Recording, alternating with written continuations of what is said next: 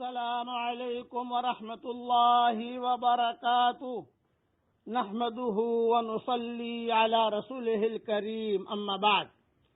آج کا سبق سن لیجئے۔ آج کے سبق کی سرخی ہے نیک لوگوں سے دوستی کیجئے، پارٹ نمبر 75۔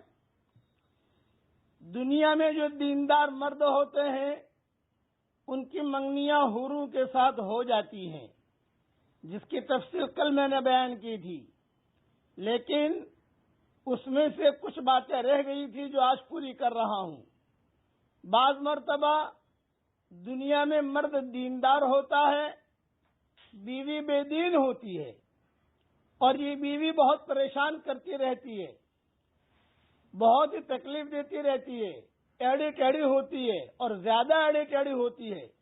عورت کا حسن و جمال تو اس کے ٹیڑھے پن میں ہے، اس میں کوئی شک نہیں ہے کہ ٹیڑھی پسلی سے پیدا ہوئی، بے نزاکت کرے گی تو حسن ٹپکے گا اس کا، کبھی روٹھے گی اس کا حسن ٹپکے گا۔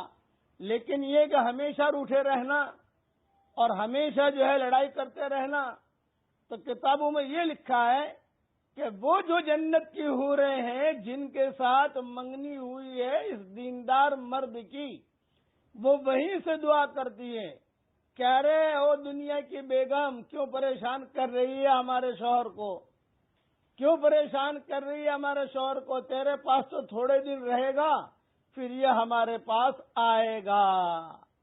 یہ جنت کی حوریں ابھی سے دعا کر رہی ہیں۔ جنت میں ایک حور ہے، اس کا نام ہے آئینہ المردیہ، یہ ساری حوروں کی سردارن ہے۔ ان فی جنت حورا اسمها العینہ المردیہ، جنت میں ایک حور ہے، اس کا نام ہے آئینہ المردیہ، یہ ساری حوروں کی سردارن ہے۔ جنت میں ایک حور ہے، اس کا نام ہے لعبہ، یہ بھی جو ہے اس سے کم درجے کی ہے۔ اس طریقے سے یہ ہو رہے ہیں۔ آئینہ المردیہ کا قصہ بہت لمبا ہے جو میں میرے بیانوں میں کہہ چکا ہوں۔ بخاری شریف کی ایک حدیث سن لیجئے۔ صحیح بخاری اور صحیح مسلم میں حدیث ہے کہ حضرت محمد صلی اللہ علیہ وسلم فرماتے ہیں، پہلی جماعت جو جنت میں جائے گی ان کے چہرے 14ویں رات جیسے روشن ہوں گے، ان کے بعد والی جماعت کے چہرے بہت چمکدار ستارے جیسے روشن چہرے ہوں گے۔ یہ پاخانہ، پیشاب، تھوک، رینٹ سے پاک ہوں گے۔ جنت میں پیشاب بھی نہیں، جنت میں پاخانہ بھی نہیں، جنت میں تھوک بھی نہیں۔ دنیا میں آدمی تھوکتا رہتا ہے، جنت میں تھوک نہیں ہوگا۔ جنت میں ناک سے جو گندا پانی نکلتا ہے جسے رینٹ کہتے ہیں وہ بھی نہیں۔ ان کی کنگیاں سونے کی ہوں گی۔ اب دل میں یہ سوال پیدا ہوتا ہے کہ ابھی ہم کھائیں گے بہت جنت کے اندر، مرد کو دکان کھولنے کا فکر نہیں، بیگم کو کھانا پکانے کا فکر نہیں، کوئی ٹینشن نہیں کہ جنت کے اندر واشنگ مشین نہیں ہوگی، جنت میں واشنگ مشین نہیں ہوگی، دھوبی نہیں ہوگا۔ ہاں، تو جنت میں کپڑے پھر کیسے دھلیں گے؟ حدیث شریف میں آتا ہے لا یبلا ثیابہم ولا یفنا شبابہم، ان کے کپڑے میلے نہیں ہوں گے، جنتیوں کے کپڑے میلے نہیں ہوں گے، بلکہ جتنے پرانے ہوتے جائیں گے اتنی ہی اس کی خوشبو بڑھتی جائے گی۔ جتنی جنت کی ہوائیں لگیں گی، جتنی جنت کی مٹیاں لگیں گی، دنیا میں تو غبار آ جاتا ہے، وہاں غبار نہیں ہوگا۔ جنت میں لکڑی نہیں ہوگی، جنت کے اندر جو تنے ہوں گے، جیسے پڑھو میرے ساتھ، سبحان اللہ العظیم وبحمدہ، سبحان اللہ العظیم وبحمدہ۔ دیکھیں 2 مرتبہ پڑھا میں نے۔ جنت میں کھجور کا درخت لگ گیا، لیکن اب وہاں لکڑی نہیں، بلکہ وہاں جو کھجور کا درخت ہوگا اس کا تنا جو ہوگا وہ سونے کا ہوگا۔